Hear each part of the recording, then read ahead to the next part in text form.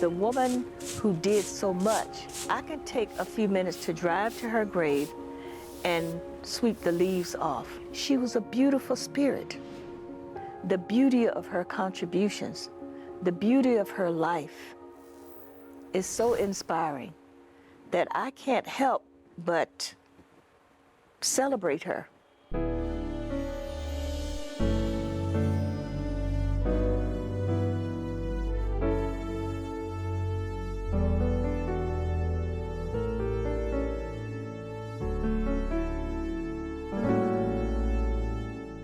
English professor Dr. Eugenia Rochelle teaches at Voorhees College in Denmark, South Carolina.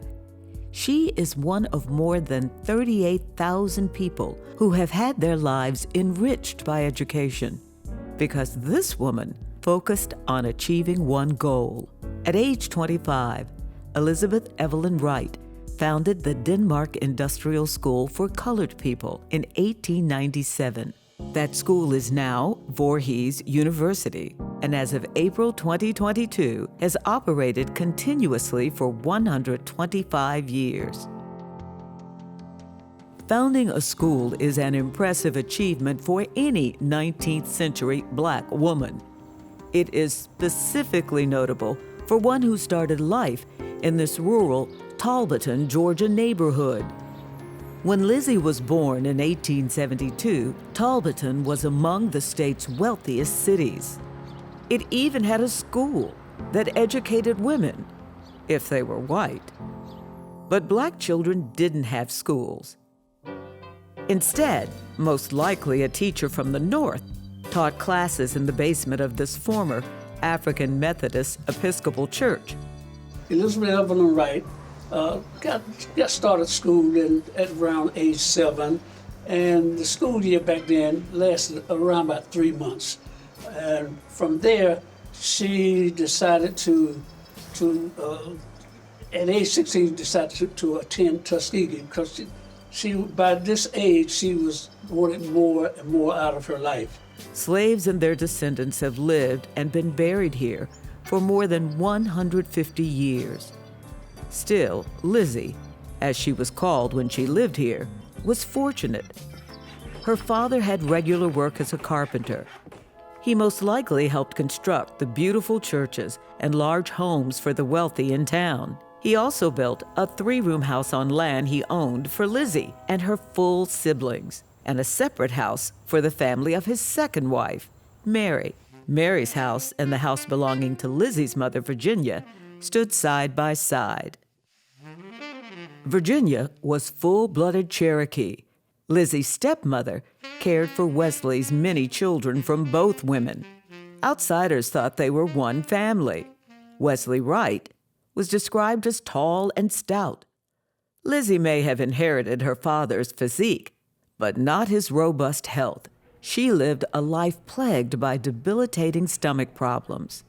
The ability to read and write rerouted Lizzie's future when a flyer from Alabama inspired her to attend college in Tuskegee. She wanted to leave immediately, but didn't have any money. She worked and saved until she was 16, then boarded a train and stepped off into a completely different world. These Black people didn't behave like any she had ever seen. For the most part, they wanted an education, and they were very serious about their studies. Lanice Middleton is an 82-year-old author who lived on the Tuskegee campus as a child. The students wore the uniforms for the line of march, and they had on dark, I believe those were navy blue skirts or black skirts with white blouses, and they had little bows that went across the top. And they were required to go to chapel, and the ladies sat on one side, the gentlemen sat on the other. Booker T. Washington and 2 of the women he married played an important part in Lizzie's new outlook on life.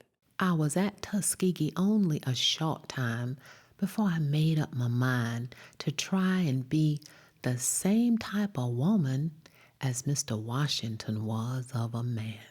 But getting an education didn't go as smoothly as Lizzie planned. Students did a lot of hard work. Originally, it started out with about a $50 expense, of which a student was expected to pay at least $8.50 of $8.50 of that expense and try to work it off. Records show that at first, Lizzie worked in the cafeteria. She was expected to arrive at 6 a.m., then eat when the other students left. She attended academic classes at night. The grueling schedule broke her already fragile health. Still, she managed to impress someone who had the power to improve her life. It's obvious that she did, strike the fancy of Olivia Davidson. That's Booker T. Washington's second wife. In a letter, he said, if it wasn't for Olivia Davidson, Tuskegee would not exist. She had a variety of positions. Primarily, she was like the assistant principal of the school. Maybe she saw something in Lizzie that others didn't see, that she was a hard worker.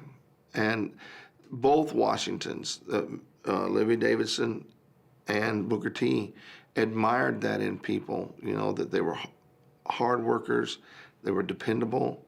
All that came into play. Olivia changed Lizzie's workload. Lizzie's new duties included managerial responsibilities and possibly close contact with the Washingtons. There's a good chance that she did work for the Washingtons in their home. The Washingtons entertained a lot of people. The Washingtons were interested in using the students that were most capable. Because of what Lizzie was able to accomplish at Voorhees, I think that's indicative of what she was doing here at Tuskegee and probably the impact that she made here as a student. Olivia also introduced Lizzie to a man who became an advisor and lifelong supporter. Massachusetts-based district court judge George Washington Kelly paid for all of Lizzie's classes. But neither Judge Kelly's financial support nor her lightened work schedule changed Lizzie's severe health problems. She became too ill to make it through her senior year and had to leave the Tuskegee campus, but not the Tuskegee Support Network. Olivia Davidson Washington provided her a safety net in the form of another wealthy benefactor, Almira Steele. Almira was a former elementary school principal from Massachusetts. Her father and deceased husband left her inheritance money that made her very, very wealthy. She used it to move south and start schools for Black people. She built maybe 11 schools in the South. They were burned because the Ku Klux Klan would follow her around. And whenever she started a school, they made plans to burn it down. Almira stopped building schools after the Ku Klux Klan burned down the one in McNeil, South Carolina. She fled to Tennessee and took Lizzie and the other teachers with her. The KKK torching did not intimidate Lizzie. It lit a fire in her heart and inspired her to finish her Tuskegee degree. By then, there was a new Mrs. Booker T. Washington. Olivia died in 1889 and never got to see Lizzie graduate. Margaret Murray, the third woman to marry Booker T., was her own type of powerhouse who also liked Lizzie. The two stayed in contact after Lizzie graduated in 1894. Lizzie headed straight back to South Carolina and spent the next 3 years being literally burned out or run off 10 potential school locations. The brutality she endured is still remembered in some of those communities several generations later. This lady came on the train. They said she got out, got off the train, she was walking with her suitcase and all of her schooling things that she needed. And as you know, there was a law against African American having education in a gun. Those was a violation. And They say that this group of white men seen her, so they asked her where was she going, and she told them that she was coming up this way to start a school. And they say that they got all of her manuscripts scattered all over and almost beat her out of her dress. I noticed that she tried to set up a school in this area, the Govan area. After traveling from Hampton side, trying to set up a school there, and the whites wouldn't let her, they ran her out of the community. And that is when she came to the Govan area and tried to set up a school here in our area. And the whites ran her from here, and she went on to Denmark. Lizzie's health problems also flared up in Hampton County, South Carolina. Gastritis made her so sick that Elmira sent her to the sanatorium in Battle Creek, Michigan, run by Dr. John Kellogg, one of the most recognized physicians in the country. That's when Dr. John Harvey Kellogg gave her a diet and gave her exercises and so forth. Kellogg had everybody there. Kellogg had the president of the United States. He had Ford. He had all kinds of people would come down to his Battle Creek Sanitarium to get rest. Lizzie spent 2 months under Dr. Kellogg's care. During that time, Jessie Dorsey ran Lizzie's school. Jessie actually carried on the work for about 2 months while she was gone. Then when she came back, they both worked together. She was a trained health worker that Elmira had sent to Lizzie as a private nurse and co-educator. Elmira met Jessie at Battle Creek, where she had studied for 3 years under Dr. Kellogg. In South Carolina, Jessie became Lizzie's closest friend. In 1897, they were forced out of Hampton County and started a one-room school in Govan. Early in the year, Lizzie walked 8 miles from Govan to Denmark, South Carolina, to meet an attorney and state senator named Stanwix Mayfield. It was a milestone in her life and the people she would soon be able to educate.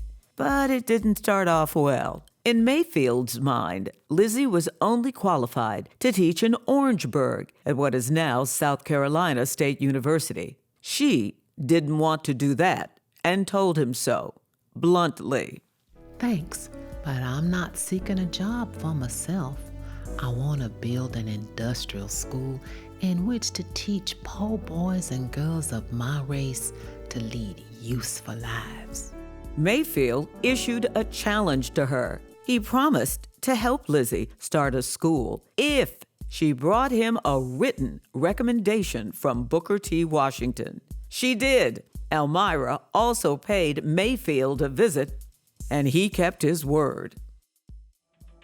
When Lizzie and Jessie reached Denmark, Lizzie fast-tracked her school by getting German immigrant Maria Sontag to rent her the second story of this building in 1897. They used painted sheets for blackboards, and younger students had to sit on the floor. 14 people registered. But in this place in April that year, Lizzie started her school. Now all she had to do was pay for the land, located behind Rome Baptist Church. Mayfield allowed her to do so on very lenient terms. She visited 33 different black churches to raise $184.54 so she could pay the $200 deposit. Then she began to work on turning the 2 shacks and 1 rundown mansion on the property into classrooms. That was going to take time. She filled some of it by continuing to teach a small group on the 2nd floor of Sontag's building until about June. It's here the story of Lizzie Wright ends.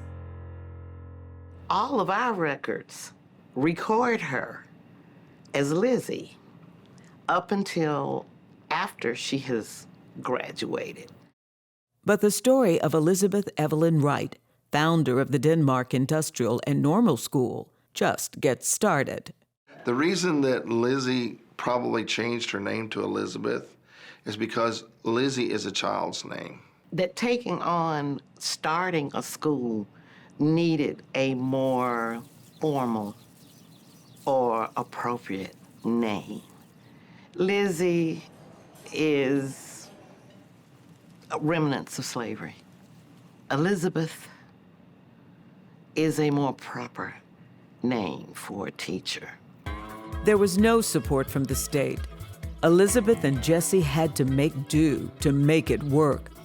Students cooked, cleaned, and farmed, just like Elizabeth and her classmates had done at Tuskegee.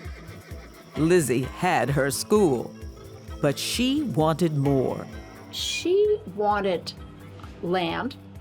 She wanted an area that could demonstrate what could be done. It wasn't something that you could look at right away and say, whoa, that's going someplace. No, but she showed that it could be done, and it could be done in her backyard, and it could be done by her as a Black woman. She wanted to expand. The meager donations from local Black churches didn't cover that. The money barely covered operating expenses. Elizabeth walked trying to raise money to build the school. And she went about different churches collecting sometimes 2 pennies, 3 pennies, 45 cents, or whatever. For anything else, Elizabeth traveled north, a lot. At the same time, Elizabeth had adamantly rejected receiving large donations that had strings attached. Dr. John Kellogg offered to pay for the school if Elizabeth affiliated it totally with the Seventh-day Adventist. She refused his offer. I don't think that Elizabeth Evelyn Wright refused financial support from John Harvey Kellogg because he was a Seventh-day Adventist. She didn't want any religious principles or anyone telling her what to do or how to run the school. It's true. Jessie Dorsey, Elmira Steele, and Dr. Kellogg were Adventist, but Elizabeth faithfully followed more traditional beliefs. She was crushed when a local Black pastor falsely denounced her as not being a true Christian. Adventism was competition for other denominations. So this pastor saw Adventism as a foreign outside element that was trying to take his flock, as it were, so he was opposed to Adventism. The Reverend Samuel Rice eventually had to realize that the only dogmas Elizabeth recognized were those taught at Tuskegee University by Booker T. and Margaret Murray Washington. That made her practical. She knew who would employ her students, what jobs would be available to them, and what skills would and would not be tolerated by Southern white people at the beginning of the 20th century. They were very careful at that time with the women to not just teach housework. There might be some sewing, there might be some knitting taught, and there certainly was reading, writing, arithmetic, but what they didn't want was to emulate what the slaves had been, the house slaves. And, oh yeah, you know how to make a bed, you know how to, cook a meal. It had to be more. And the more included that land, that agricultural demonstration, that industrial demonstration from carpentry to really sort of minor architecture. Elizabeth's wise decisions meant her school continued to attract record numbers of students. By 1900, she had 2 other Tuskegee graduates teaching with her in Denmark. One was Martin A. Menifee. The school hired him as a stenographer, but soon made him its treasurer. It was Menifee's letter-writing persistence that linked Elizabeth to the school's most important benefactor, Ralph Voorhees. Menifee urged Elizabeth to travel and meet the blind philanthropist in New Jersey. The two liked each other immediately. What was booked as a 10-minute face-to-face session lasted much longer. Elizabeth described the 280 acres of land she wanted to buy from a white dentist named Dr. S.D.M. Guess. The asking price was $3,000. Voorhees offered to donate the full amount. But the deal hit a snag because Dr. Guess suddenly refused to sell unless he was paid $4,500. The effects of the Civil War were still within his frame of mind and of thinking, and he decided to raise the amount of money that he had previously asked Evelyn Wright for, because he knew that she was obtaining the money from a Northerner. Elizabeth fretted and delayed explaining the problem to Voorhees, but he solved it quickly with a $5,000 donation. That paid for the land. Elizabeth applied the remaining $500 to the construction of the school's first building. Her students built what a Tuskegee architect designed. Her school flourished, and she used her board of directors to showcase diversity in ways that could shame major institutions in the 21st century. Some of her wealthier board members paid for the water tower, utility installation, even teacher salaries.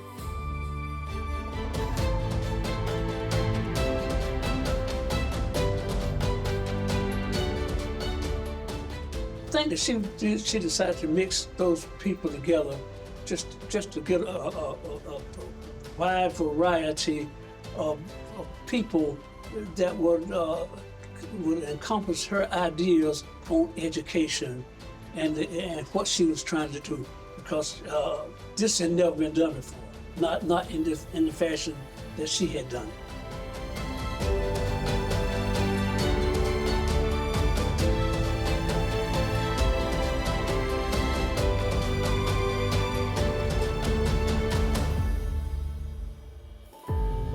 Voorhees declined an offer to sit on the school's board. He also never set foot on the campus. Ralph Voorhees, his wife, and Elizabeth developed a lasting friendship. She changed the name of the school to honor his support. He continued to make large donations to the college until his death in 1907. His wife also made major contributions. Elizabeth's leadership and ability to surround herself with influential people made the school prosper. Her personal life did as well. She and Menifee married in June 1906 and lived in a house on campus called the Oaks. A month later, Elizabeth was in so much pain that Elmira paid for her return to Battle Creek for a third and last time.